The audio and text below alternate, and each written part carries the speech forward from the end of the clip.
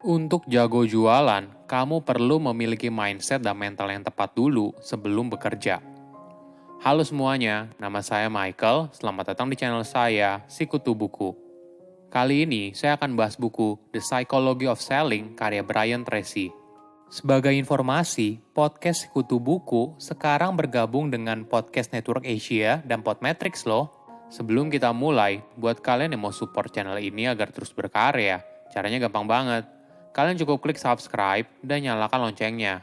Dukungan kalian membantu banget supaya kita bisa rutin posting dan bersama-sama belajar di channel ini. Buku ini membahas cara jadi tenaga penjual yang sukses. Tentu saja, keahlian untuk menjual bukan hanya wajib dimiliki oleh orang yang bekerja di bagian penjualan. Tapi dalam kehidupan sehari-hari, kamu juga perlu kemampuan ini saat berinteraksi dengan orang lain. Tapi, kenapa ada orang yang kelihatannya memang terlahir untuk jualan? Kenapa mereka sepertinya punya kepercayaan diri yang tinggi, bisa bicara dengan lancar, dan punya kemampuan untuk meyakinkan orang lain? Apakah mereka terlahir seperti itu? Tentu saja tidak. Keahlian jualan adalah sesuatu yang bisa dilatih asalkan kamu tahu caranya bagaimana. Kamu akan belajar langsung dari Brian yang dianggap sebagai guru jualan paling sukses di dunia. Saya merangkumnya menjadi 3 hal penting dari buku ini. Pertama, alasan untuk sukses. Apa alasan kamu untuk bekerja? Tentu saja setiap orang punya alasan berbeda. Namun, jika kita terus mengingat apa alasan kita untuk bekerja, maka hal ini akan mendorong kita untuk bekerja jauh lebih keras daripada orang lain.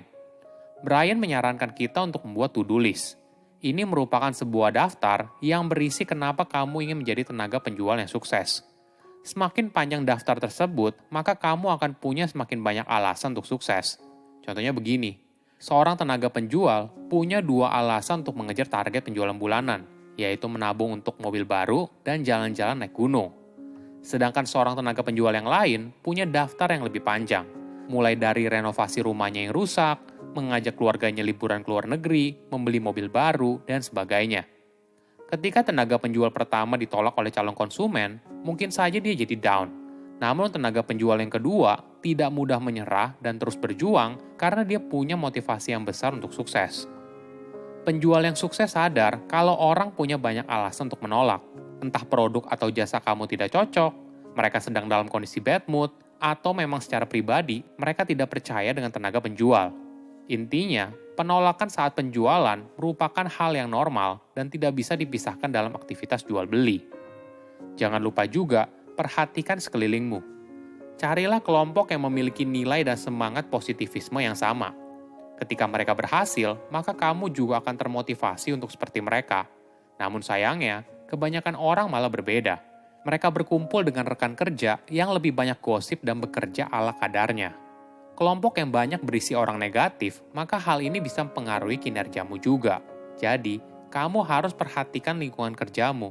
Jangan sampai lingkungan yang buruk membuat kinerjamu menjadi buruk. Ingat lagi alasan kenapa kamu bekerja. Gunakan motivasi itu untuk bangkit dan keluar dari lingkungan yang buruk.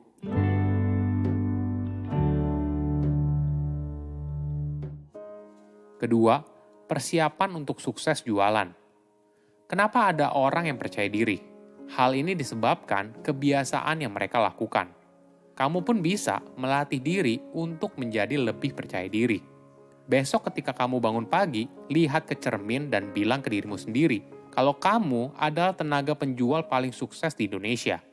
Ya mungkin ini kelihatannya aneh, namun setiap kalimat yang kamu katakan ke dirimu sendiri akan masuk ke dalam alam bawah sadarmu. Contohnya begini, pernah nggak kamu self-talk, kalau kamu bodoh banget kok bisa salah sih? Lalu tidak lama kemudian, kamu melakukan hal yang sama berulang kali. Jika iya, ini adalah efek dari self-talk. Oleh karena itu, kita harus ubah narasinya dari negatif menjadi positif. Kamu bisa berlatih untuk mengulang afirmasi positif setiap hari. Pelan-pelan, kamu akan menjadi orang seperti afirmasi kamu setiap hari. Latihan ini sangat berguna ketika kamu bersiap dalam menjalani rencana penjualan yang akan datang. Tenaga penjual yang hebat mengingat penjualan terbaik yang pernah mereka lakukan, menempatkan diri pada zona di mana mereka dapat mengulangi kesuksesan itu lagi. Di sisi lain, tenaga penjual biasa-biasa saja malah sibuk memikirkan pengalaman penjualan terburuk mereka sebelum penjualan yang akan datang. Hasilnya, dirinya gagap selama di lapangan dan stres. Sedangkan tenaga penjual yang sukses mampu menjalani presentasi dengan penuh percaya diri. Jangan remehkan kemampuan alam bawah sadar. Nanti kamu akan terkejut dengan hasilnya ketika kamu praktek. Tips lain adalah jangan berhenti belajar. Kebanyakan orang berhenti belajar ketika mereka sudah menyelesaikan pendidikan, entah itu di sekolah atau di universitas. Di saat itu, belajar bukan lagi menjadi sebuah kewajiban, namun sebuah kebutuhan. Misalnya, kamu yang menemukan channel Sikutu Buku, tentu saja ini bukan karena paksaan, tapi karena ada kebutuhan untuk terus memperbaiki diri menjadi lebih baik. Ada contoh yang menarik. Salah satu klien dari Brian yang merupakan seorang tenaga penjual mendengarkan program audio setiap harinya saat berangkat ke kantor. Program tersebut membahas bagaimana caranya meningkatkan kepercayaan diri, membangun karir yang sukses, dan sebagainya. Setelah orang itu sampai ke kantor, dia akan mempraktekkan apa yang didengarkan ke dalam dunia nyata. Hasilnya, jualannya meningkat hampir 2 kali lipat.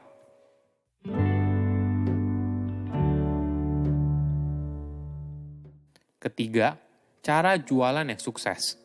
Pernah nggak kamu lagi datang ke sebuah toko dan melihat sebuah produk yang menarik? Lalu, ada tenaga penjual yang menghampirimu dan bercerita panjang lebar tentang keunggulan produknya tanpa bertanya dulu, apa kebutuhan yang kamu inginkan? Jika iya, kemungkinan besar kamu tidak akan membeli.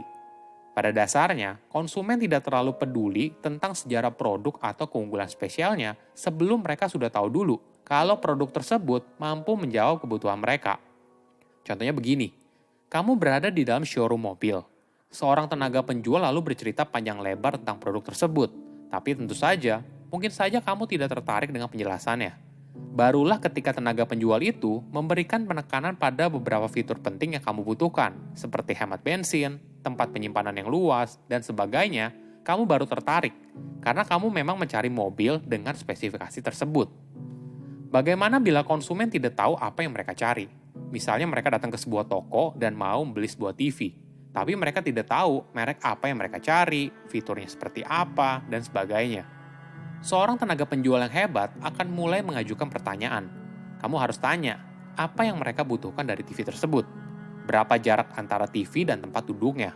Teruslah ajukan pertanyaan dan akhirnya kamu akan tahu apa yang mereka butuhkan. Nantinya, kamu bisa mencarikan produk yang cocok dan menceritakan keunggulan dari produk tersebut sesuai dengan kebutuhan calon konsumen. Ingat, ketika berjualan, jangan terlalu fokus pada harga dan kualitas. Ini bukan alasan orang untuk membeli. Alasan orang untuk membeli ada 2, yaitu keinginan untuk mendapatkan sesuatu atau takut kehilangan. Seorang calon konsumen entah ingin menambah nilai dalam hidup mereka atau takut membuat kesalahan dalam membeli. Alam bawah sadar dan kepercayaan diri sangat berpengaruh saat kamu berjualan. Hal kecil yang dilakukan terus-menerus akan berdampak signifikan dalam jangka panjang. Silakan komen di kolom komentar pelajaran apa yang kalian dapat ketika baca buku ini. Selain itu, komen juga mau buku apa lagi yang saya review di video berikutnya. Saya undur diri, jangan lupa subscribe channel YouTube Sikutu Buku. Bye-bye.